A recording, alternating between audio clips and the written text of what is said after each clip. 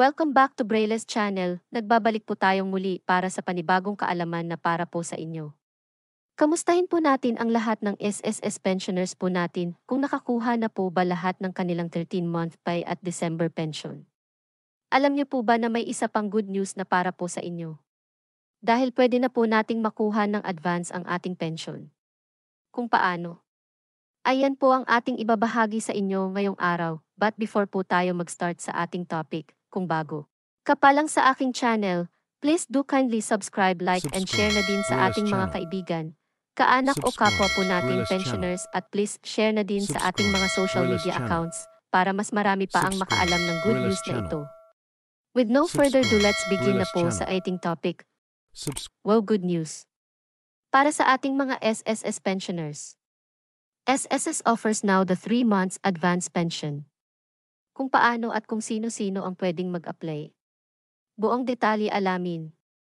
Alam niyo po ba na naglabas ng statement ang SSS para sa pagbibigay ng 3 months advance pension para sa lahat ng naapektuhan ng nakaraang bagyo o kalamidad. Ito ay inilabas ng SSS last December 6 para sa pagbibigay assistance sa lahat ng naapektuhan na hanggang ngayon ay nahihirapan pa ring makabangon sa nangyaring kalamidad.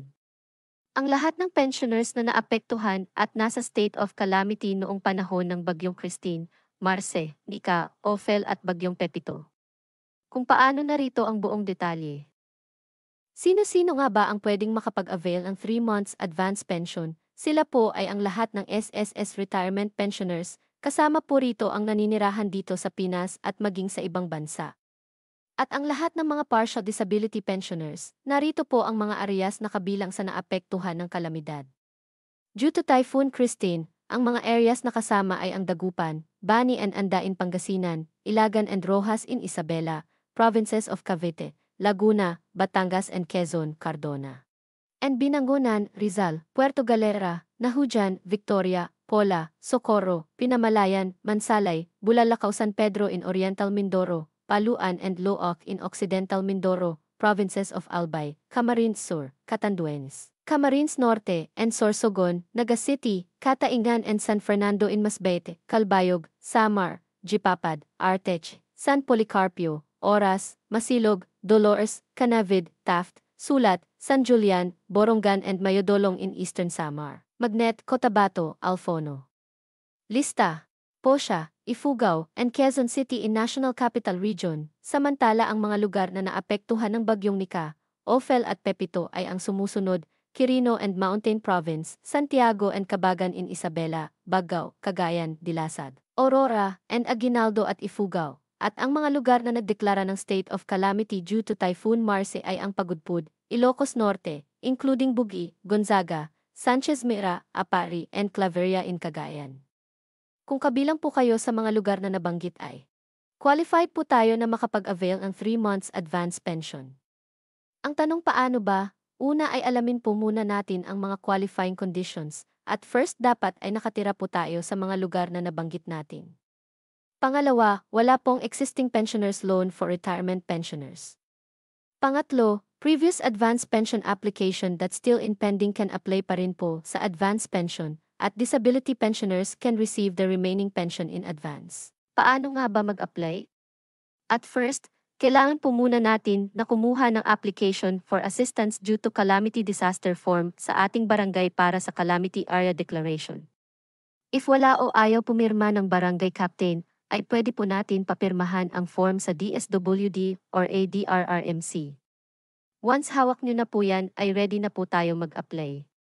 Magpunta lamang po tayo sa any SSS branch para mag-apply ng advance 3 months pension at magdala na rin ng inyong valid IDs. Once approved na wait lang na ma-release ang check, 10 days after ng application. Kaya maghintay lamang po tayo ng at least 10 working days bago kunin ang check, or pwede naman na tumawag muna para sigurado, bago magpunta para hindi po masayang ang inyong pagod. Samantala, ang lahat ng partial disability pensioners ay kasama rin sa pwedeng makapag-avail ng 3-month advance pension or pwede niyang makuha ang remaining pension whichever is lower. Ang deadline for submission po natin ay hanggang December 21 ng taong ito. After December 21, no application will be accepted, kaya't hanggat maaga pa ay mag-apply na po tayo para makaabot tayo sa deadline. Paalaala lamang po, ito po ay hindi isang loan, kundi advance 3 months pension. Ibig sabihin ay pwede na nating makuha ng advance ang ating pension 3 times ng buwanang pension natin. Once nag-avail po kayo nito ay wala po muna kayong matatanggap na pension for 3 months. After 3 months ay saka pa lang po ibabalik ang inyong pension.